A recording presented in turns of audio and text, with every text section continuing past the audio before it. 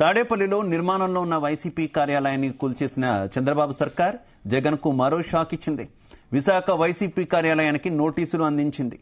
ఇక ఎండాడలో 2 ఎకరాల స్థలంలో అనుమతులు లేకుండా నిర్మాణాలు చేశారని అభ్యంతరం వ్యక్తం చేస్తూ నోటీసులు ఇచ్చింది.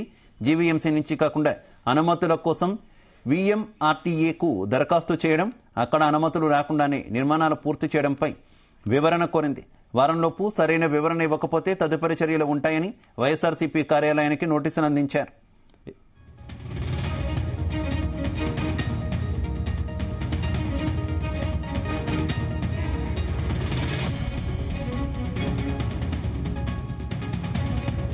ఇదే విషయానికి సంబంధించి మరింత సమాచారం మా కరెస్పాండెంట్ నాగేశ్వరరావు అందిస్తారు. నాగేశ్వరరావు, ఉదయాన్నే అమరావతి ప్రాంతంలో ఉన్నటువంటి వైసీపీ కేంద్ర కార్యాలయం నిర్మాణంలో ఉన్నటువంటి కార్యాలయానికి షాక్ ఇచ్చింది టీడీపీ సర్కార్. ఇప్పుడు ఏకంగా వైజాగ్ లో ఉన్నటువంటి మరో కార్యాలయానికి కూడా నోటీసులు ఇచ్చినట్టు తెలుస్తుంది. అప్డేట్స్ ఏంటి? శివ, ఆంధ్రప్రదేశ్ లో టీడీపీ ప్రభుత్వం అధికారంలోకి వచ్చిన కాడి నుంచి వైసీపీకి షాకుల మీద షాక్ ఇస్తుంది. అది గత 2 రోజుల నుంచి కూడా మరింత ముదిరి పాకాన పడినట్టయింది. ఇప్పటిదాకా వైసీపీ నాయకులు కార్యకర్తలకి కొంతమేర షాక్ తగలగా, వైసీపీ ఎమ్మెల్యే అభ్యర్థులకి వైసీపీ మాజీ ఎంపీలకి షాకులుగా నేడు రాష్ట్ర వైసీపీ పార్టీ రాష్ట్ర అధ్యక్షుడు జగన్మోహన్ రెడ్డికి షాకుల మీద షాకులు తగ్గుతున్నాయి.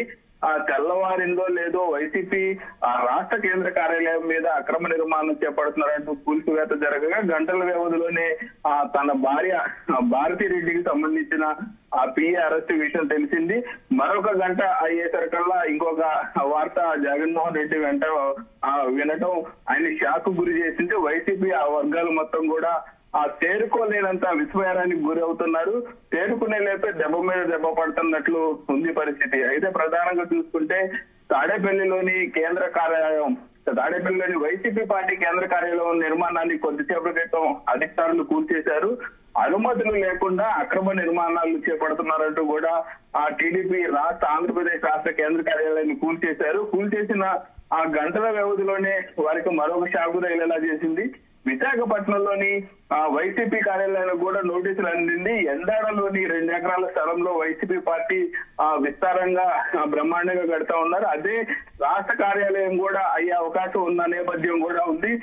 వైసీపీ పార్టీ అధికారంలోకి 2వ వస్తే విశాఖపట్నాన్ని రాష్ట్ర రాజధానిగా తీర్చిదిద్ది అక్కడి నుంచే రాజధాని ప్రాంత పనులన్నీ మొదలు పెడుతున్న సమయంలో అక్కడే వైసీపీ రాష్ట్ర పార్టీ కార్యాలయం కూడా దాన్నే నిర్మించే ప్రయత్నం చేశారు. దాన్నే పెద్ద ఎత్తున అంగుళ ఆర్భాటాలతో 2 ఎకరాల విస్తీర్ణంలో ఆ పార్టీ కార్యాలయాన్ని కట్టాలని చూస్తా ఉన్నారు. ఈ నేపథ్యంలోనే పార్టీ నిర్మాణానికి సంబంధించి అభ్యంతరం వ్యక్తం చేస్తూ ఆ ఎండాడలో నిర్మిస్తున్న వైసీపీ పార్టీ కార్యాలయానికి నోటీసులు అందజేశారు టౌన్ ప్లానింగ్ అధికారి. అయితే ఈ నేపథ్యంలోనే జీవీఎంసీ నుంచి కాకుండా అనుమతుల కోసం డైరెక్ట్ గా వీఎంఆర్డీఏకు దరఖాస్తు చేయడం ఏంటని ఆశ్చర్యం వ్యక్తపరుస్తూ కూడా ఆ నోటీసులు అందజేశారు. అక్కడ అనుమతులు రాకుండానే ఆ నిర్మాణాలు పూర్తి చేయడంపై పూర్తిగా ఇక్కడ ఆ 2 విషయాలు ఏంటంటే, ఒకటి ఆ పార్టీ ఆ కార్యాలయం కానీ ఇల్లు కానీ ఏదైనా సంస్థ వ్యాపార సంస్థ కానీ ఏదైనా నిర్మాణం చేపట్టే సమయంలో ఫస్ట్ జీవీఎంసీ పట్టణ ప్రణాళిక అధికారులకి దరఖాస్తు చేసుకోవాలి. ఏ నిర్మాణాలకైనా, అది ఇల్లు కానీ ఆఫీస్ కార్యాలయం కానీ ఏదైనా ఆ పట్టణ ప్రణాళిక అధికారులకి జీవీఎంసీకి వాళ్ళు దరఖాస్తు చేసుకోవాలి. ఈ నేపథ్యంలో వాళ్ళు వచ్చి ఆ తనిఖీలు చేసి పూర్తి స్థాయిలో అక్కడెక్కడ కూడా ఆ రోడ్ల మీదకి రాకుండా, అలాగే వాళ్ళ పరిమితిలోకి కడుతున్నారు లేదనేది పూర్తిగా అనుమతులు చూసుకొని వాళ్ళ అనుమతులు ఇచ్చిన తర్వాతే దానికి సంబంధించి మిగతా వీఎంఆర్డీఏకి అప్లై చేసుకోవచ్చు, ఎక్కడికైనా దరఖాస్తు చేసుకోవచ్చు. కానీ ఇక్కడ వైఎస్ఆర్సీపీ పార్టీ నిర్మాణం కోసం ప్రధానంగా చూసుకుంటే ఆ జీవీఎంసీని పక్కన పెట్టేసి పూర్తిగా వీఎంఆర్డీఏకి దరఖాస్తు చేశారు.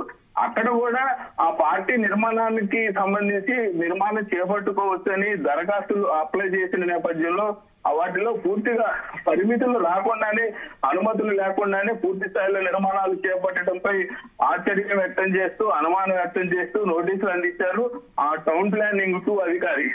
విశాఖపట్నం కార్పొరేషన్ కి సంబంధించి, మున్సిపల్ కార్పొరేషన్ కి సంబంధించిన టౌన్ 2 ప్లానింగ్ అధికారి ఈ నోటీసులు అందజేశారు. ఏదైతే నిర్మాణాలు పూర్తి చేయడంపై పూర్తిగా వివరణ కావాలని కోరింది.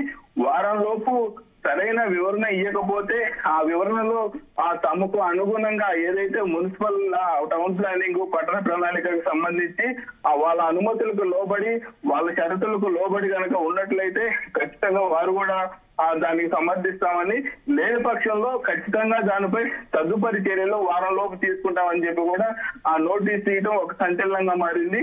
అయితే ఖచ్చితంగా దీంట్లో అనుమతులు గాని వాళ్ళకు పెట్టిన షరతుల్లో గాని ఏదైతే పార్టీ నిర్మాణం జరగలేదనే సమాచారం అందుతుంది. పలు విధాలుగా వైసీపీ పార్టీ నాయకులే దీని మీద అనుమానాలు వ్యక్తం చేస్తున్నారు. పూర్తి స్థాయిలో అనుమతులు లేవనేది.